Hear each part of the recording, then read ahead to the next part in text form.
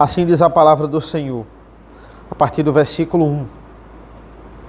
No 14º ano do reinado de Ezequias, Senaqueribe, rei da Assíria, atacou todas as cidades fortificadas de Judá e as conquistou. O rei da Assíria, que estava em Laques, enviou Rabizaque com um grande exército a Jerusalém, ao rei Ezequias. Ele parou na extremidade do aqueduto do tanque superior, junto ao caminho do campo do lavandeiro. Quem saiu ao encontro dele foram Eliaquim, filho de Ilquias, o responsável pelo palácio, Sebiná, o escrivão, e Joá, filho de Asaf, o cronista. Rabizaque disse: digam a Ezequias, assim diz o grande rei, o rei da Assíria, que confiança é essa que você tem? Bem posso dizer que o seu conselho e o seu poder para a guerra são meras palavras em quem você está confiando para que se rebele contra mim. Você confia nesse bordão de caniço esmagado que é o Egito? Se alguém se apoiar no caniço, ele vai espetar e furar a mão. Assim é Faraó, rei do Egito, para todos os que nele confiam. Mas se você me diz: confiamos no Senhor, nosso Deus, eu pergunto: não é esse aquele cujos lugares altos e altares Ezequias removeu, dizendo a Judá e a Jerusalém que deveriam adorar somente diante do altar em Jerusalém? Agora, pois, comprometa-se com o meu senhor, o rei da Assíria, e eu lhe darei 2.000 cavalos, se você puder achar cavaleiros para montá-los. Como você poderia repelir um oficial do meu senhor, o rei, mesmo que seja um dos menores, e confiar no Egito para obter carros de guerra e cavaleiros? E será que você pensa que é sem o consentimento do Senhor Deus que eu vim contra esta terra para a destruir? Foi o próprio Senhor quem ordenou que eu atacasse esta terra e a destruísse. Então, Eliaquim, Sebiná e Joá disseram a Rabizaque: por favor, não fale com esses seus servos em aramaico, porque nós o entendemos. Por favor, fale com esses seus servos em aramaico, porque nós o entendemos. Não fale em hebraico aos ouvidos do povo que está sobre a muralha. Mas Rabizaque lhes respondeu: você pensa que o meu Senhor me enviou para dizer essas palavras apenas a você e ao seu rei? Ele me enviou para falar também aos homens que estão sentados sobre a muralha, e que junto com vocês terão de comer o seu próprio excremento e beber a sua própria urina.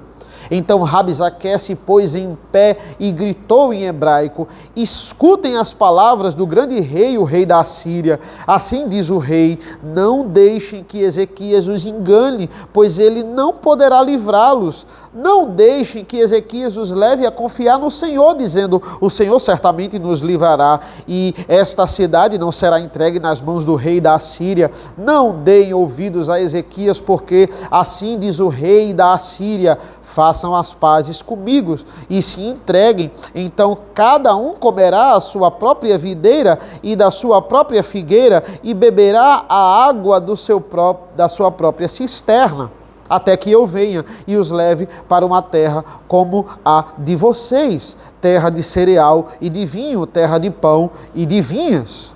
Não deixem que Ezequias os engane dizendo: o Senhor nos livrará. Será que os deuses das nações puderam livrar cada um a sua terra das mãos do rei da Assíria?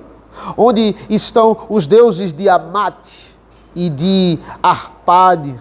Onde estão os deuses de Serfarvaim? Será que eles livraram Samaria das minhas mãos? De todos os deuses desses países, quais foram os que livraram a sua terra das minhas mãos? Então, como o Senhor poderá livrar Jerusalém das minhas mãos? Eles, porém, ficaram calados e não lhe responderam palavra, porque assim lhes havia ordenado o rei. Não lhe respondam.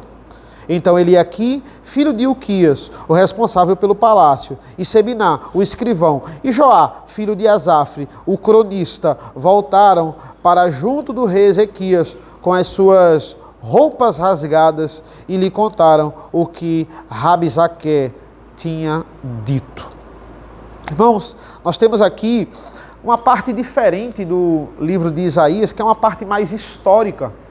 E essa parte histórica, ela serve justamente para comprovar com fatos o que Isaías está profetizando para a nação de Israel. É uma passagem que se repete lá em 2 Reis, uma passagem que se repete lá em 2 Crônicas 32. E aqui a gente vê uma nítida negociação entre esse general aqui, do rei da Assíria, o Rabsaqué. Eles pedem, né? Não fale em aramaico, não fale em hebraico, porque eles vão entender, fale em aramaico, mas ele está dizendo, eu quero justamente falar em hebraico, que eu quero que todos ouçam. A tentativa aqui de Rabsaqué é levar o povo contra o rei, para que o povo se revoltasse contra o rei, tivesse ali possivelmente uma revolução interna e ficasse mais fácil para ele dominar. Mas aqui a tentativa é de humilhar Deus. Ele está comparando Deus com todos os outros deuses. Vocês acham que o Deus tal livrou a nação tal e o Deus tal livrou a nação tal? Da mesma forma, Deus não vai livrar vocês. Aqui é uma tentativa de não humilhar somente o povo de Israel, mas humilhar o representante do povo de Israel, que é o próprio Deus. E é interessante porque o medo poderia fazer aqui o povo, eles se voltarem contra Ezequias e aqui acatarem esse pedido do general da Assíria, general e mensageiro da Assíria, mas o povo, ele espera, ele não deixa o medo dominar. Muitas vezes é isso que acontece nas nossas vidas. O medo, a falta de confiança, a ansiedade faz a gente se precipitar e não confiar no Senhor.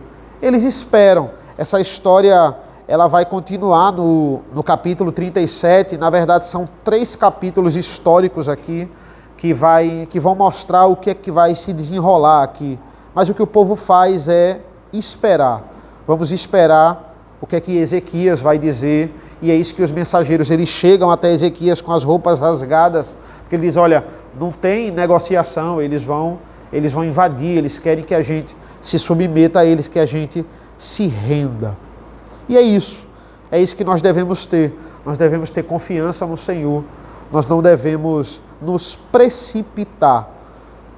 O pecado está aí quando a gente se precipita em algumas ações, e estamos aqui nesse momento para pedirmos perdão, justamente em momentos que nos precipitamos, em momentos que nós muitas vezes falamos algo que não agradou a Deus, ou agimos de forma totalmente irreverente à sua palavra.